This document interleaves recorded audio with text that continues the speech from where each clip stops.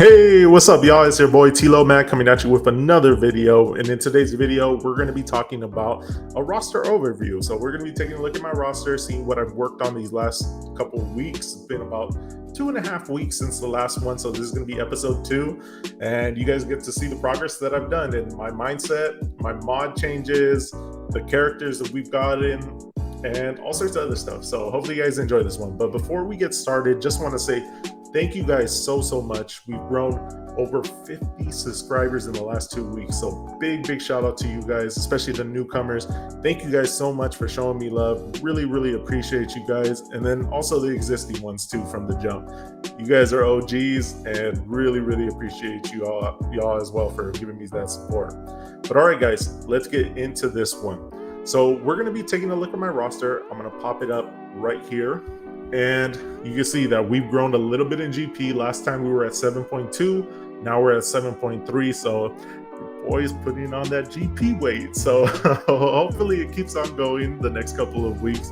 But you're going to see the big thing that we got since last time is we have Starkiller. So the real important thing is that we do have the Omicron on him. We got his Zetas, but the one thing that's really holding us back, obviously you guys can see, is the gear.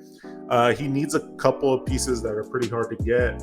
One of them being obviously the eyeball stun gun combo is really devastating, especially because you were putting it on beforehand in the other gear levels, but need a couple of them. I don't know if I'm going to have him at G13 before next week's lock. Hopefully at least I have him at G12. So that's the key. If I can get him to G12, hopefully he can take out some B or C squads. Same thing with Visas. I want to get Visas to G13 as well.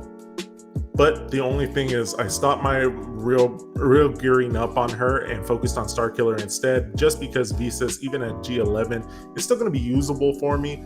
The thing is she's not going to have the survivability as a G13, which kind of sucks. But that's mainly for, I want to say, defense. Offense, I can get away with her being at G11 just because you're playing against an AI. So hopefully we get these guys up. Goal is G13, but I don't think we're going to be able to do it. Next up, so because we got Starkiller and that was our main focus, now I'm kind of pivoting into Lord Vader. So the main focus on that was, I was initially going for Lord Vader when they announced Starkiller, but I didn't have the stars on the Bad Batch. So I decided to go for Starkiller, get these guys geared up, have their teams all set up, and then eventually get him. My thinking was I would get Starkiller around the same time as they would announce double drops, and sure enough, my guesstimation worked out perfectly. They announced double drops on Hunter right when I just finished getting G13 to Talon, so I was really excited about that. But the one thing that I really like is the double drops. I remember farming these guys, trying to get these ones up. I had Hunter to, I think, 3 stars. So we gained 2 stars in about 2 weeks. So really excited about that. We're at 50 out of 85. Hopefully I get him to 7 stars. He is going to have to wait on some gear just because, like I said, we're focusing on Starkiller and Visas at the moment. But I do need these squads desperately. Bad Batch is one of those clutch teams that I just don't have in my roster right now. A lot of people, when they're scouting me, I bet you look that I don't have Bad Batch. I pretty much see Qui-Gon super consistently on defense, and there's tons of other squads as well that Bad Batch would be really helpful for me to have on offense. I really desperately need them in my roster if I want to be competitive with some of these high-end players. So really looking forward to that, and it also gives me that stepping stone to getting Lord Vader, and then after that, just work on relics, trying to get that up, and then get our 6 GL. In the meantime, I'm really considering, and this is where I'm going to throw it out to you guys, should I get these characters up? So first one being Armor. I had her at 7 stars for quite some time now. She's just been pushed to the back burner just because I can still use her at the gear level she is. I just need a clutch character like Thrawn with my C to give her that turn to really just make her viable with that counter. But I really want to get her to at least G13, maybe even Relic 0, just because it'll help me not have to deal with a clutch character like Thrawn, and then she has her own survivability and at the same time some decent speed too. So really considering doing that before I jump into Lord Vader. Another one that I'm really looking at, or actually 3 more that I'm really looking at, and let me know, guys, if you guys think I should do this or just go straight after Lord Vader. I'm really interested in your guys' opinion. One being Second Sister. So we should have her ship at 7 stars. I'm not sure if I'm going to get it this conquest because I didn't really buy extra shards. I was waiting for the next conquest, so probably next conquest I'll have her at 7 stars, but I want to get her to G11 to unlock her full potential. So I want to get that G11, get her pretty decked out, but I don't know if I should do that before Lord Vader or after Lord Vader. So let me know how you guys feel about that. That's something I'm really considering. Next thing is going to be Range Trooper. Range Trooper for sure I want on my roster, just because Range Trooper is going to allow me to move Moff Gideon off to other squads. I know we've seen the emergence of Padme Gideon, which is a really cool counter, but Moff Gideon is really plug and play, can fit into a lot of different squads. EP Mara, you throw Moff Gideon in there, helps the train go, and just you can throw that man anywhere. He's a really, really solid character, and I would love to have the flexibility to use him pretty much anywhere I want. But the only way that's going to allow me to do that is if I have Range Trooper. I have tapped out all my troopers. I have 10 total, so I need that one more trooper to be able to facilitate me having a nice, solid OG trooper squad, and Range Trooper is going to allow me to do that.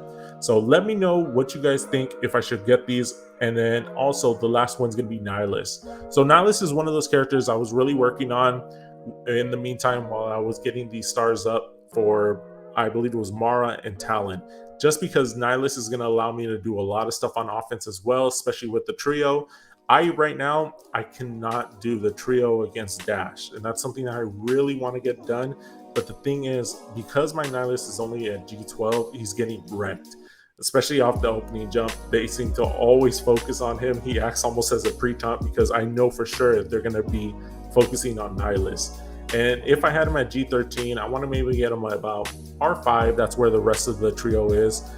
And that's going to really help his survivability, be able to take a couple of these hits, because man, once that Relic, Nihilus is an absolute monster. That recovery is super disgusting, especially when you have Varys on the squad.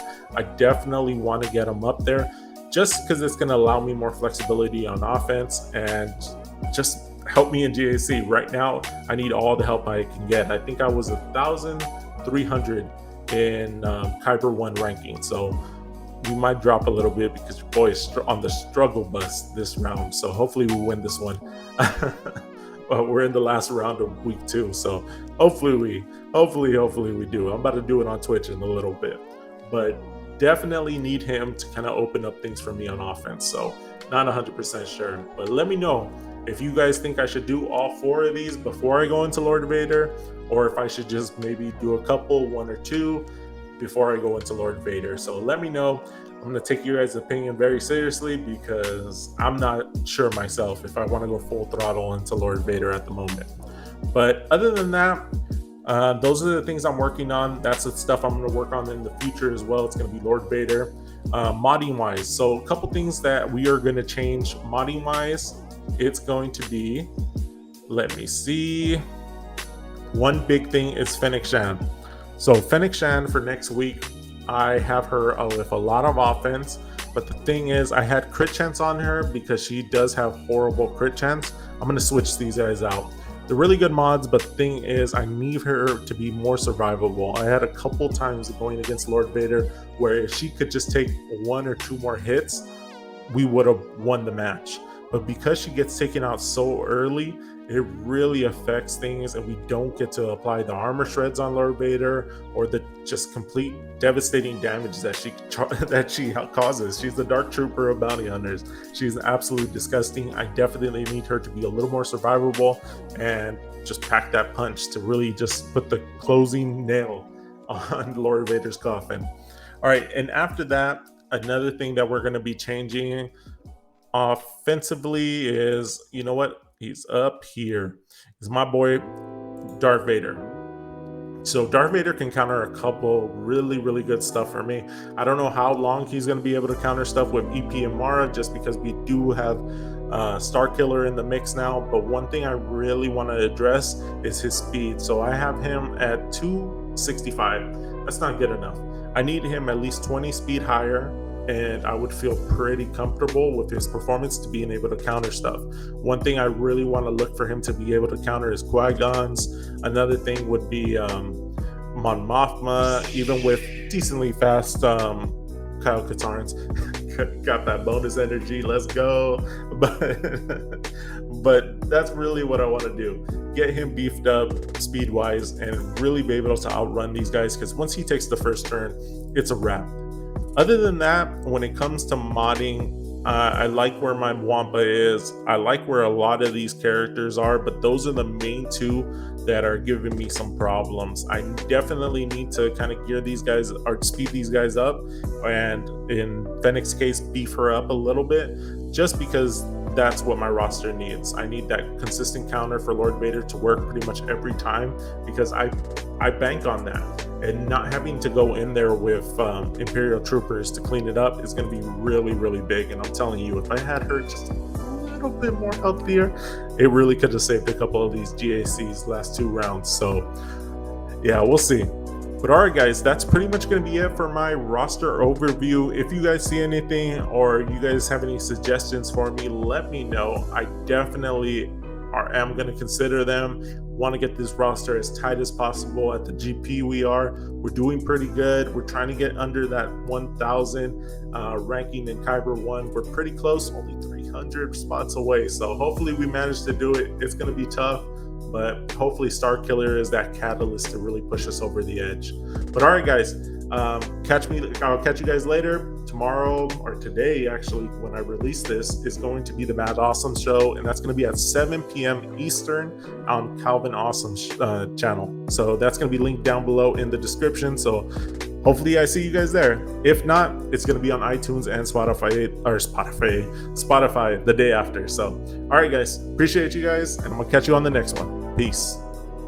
Bye, Felicia.